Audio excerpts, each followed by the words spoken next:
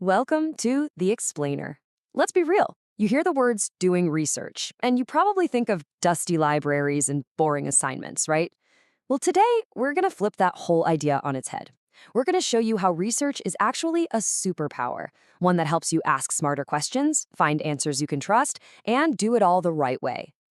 So, to really get why research matters way, way beyond a classroom, I want to start with a story. It's about a company we all know, a giant, that learned a really tough lesson. Good research isn't just for academics, it's literally about survival. Remember these things?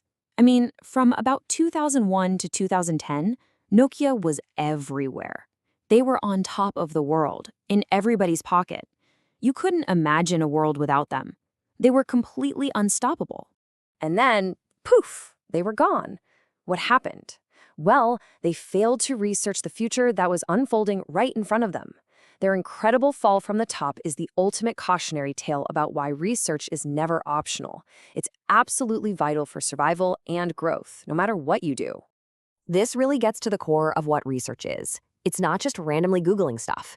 It's a systematic process, a structured way to understand the world. And you can use this process for anything, whether it's solving a problem right now, like, why are my customers leaving? Or trying to see what's around the corner so you don't become the next Nokia. And research kind of comes in two main flavors. You've got basic research over here, which is all about curiosity. It's about adding to the big library of human knowledge just for the sake of knowing more.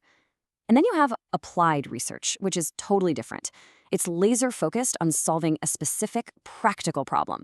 Like, why is our employee turnover so high right now? Okay, so whether you're trying to discover the secrets of the universe or just fix a bug in your app, every great research journey starts in the exact same place, with one single, powerful question. Seriously, think of this question as your North Star. It's going to guide every single thing you do. So what makes a research question great? Well, it's not something you can just answer with a simple yes or no. It has to be complex, something you can actually debate and dig into. It's the difference between a trivia question and a true launching pad for discovery. And check this out. This slide is a perfect example of what I mean. If you ask, what is the effect on the environment from global warming? I mean, where do you even start? You could write 1,000,000 books on that. But if you focus it and ask, what is the most significant effect of glacial melting on the lives of penguins in Antarctica? See? Now that is a question you can actually get your arms around and answer. So you've got your focus question. Awesome. Now what? Well, you have to decide what kind of answer you're even looking for. Are you chasing cold, hard numbers, or are you hunting for the rich human stories behind them? And this brings us to a classic debate in the world of research. For years, people have argued about this. Are you on team numbers or team stories, quantitative or qualitative? But as this quote says, that argument totally misses the point. It really is like arguing about whether a hammer is better than a screwdriver. They're just different tools for different jobs. Let's break it down real simple. Quantitative research, that's your numbers and stats. The goal there is to measure things and test theories. It answers the question, what? What's happening? On the flip side, you've got qualitative research. This is all about words, meanings, experiences. Its goal is to explore things in depth. And it answers that all-important question, why? Let's make this super clear. Imagine a university surveys 300 students and gets this satisfaction score, 4.4 out of 5. Okay. That's a number, that's quantitative. It tells them what the satisfaction level is. It's a solid fact. But what do you do with that? It doesn't tell you anything about why it's not a perfect 5. Now look at this. This quote comes from just one in-depth qualitative interview. Suddenly, you get the story, the context, the frustration. This is the why behind the 4.4. It gives that number meaning and points to a real, tangible problem the university can actually go and fix. So you see, it's not about choosing one or the other. If you only rely on one method, you're only getting half the picture. It's like trying to experience a rose by only looking at it or only smelling it. You need both. The most powerful insights, the real magic, happens when you combine the numbers and the stories to see the whole truth. All right, you've got your question. You've picked out your tools, your numbers, your narratives, or both. Now what you need is a map for the journey. You need a solid plan. And that plan can really be boiled down to these 4 simple steps. First, you define your aim. What are you really trying to find out? From there, you choose the right method to get that info. Then, you plan out all your procedures.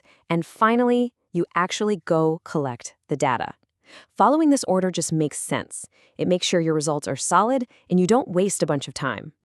And finally, we've come to what is honestly the most important part of this entire process.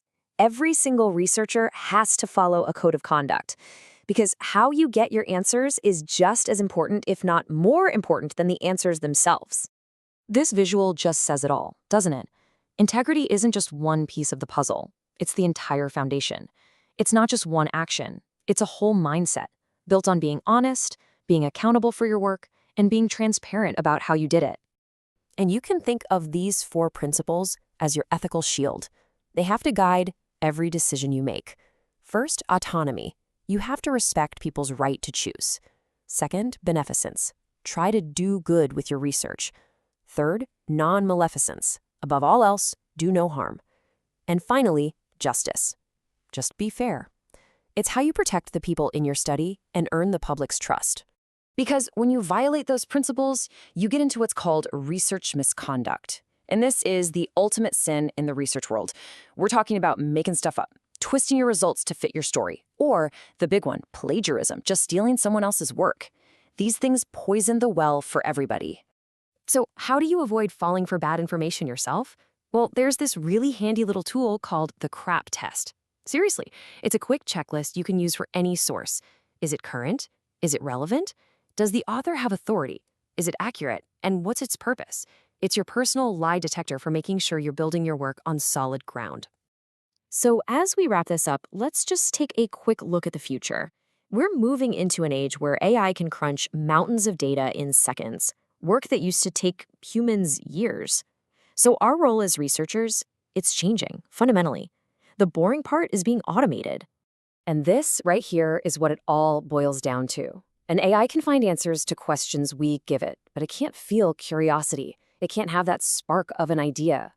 Our job is now to ask the truly insightful questions, to connect the dots that no one else sees, and to weave it all into a story that actually makes people care and inspires change.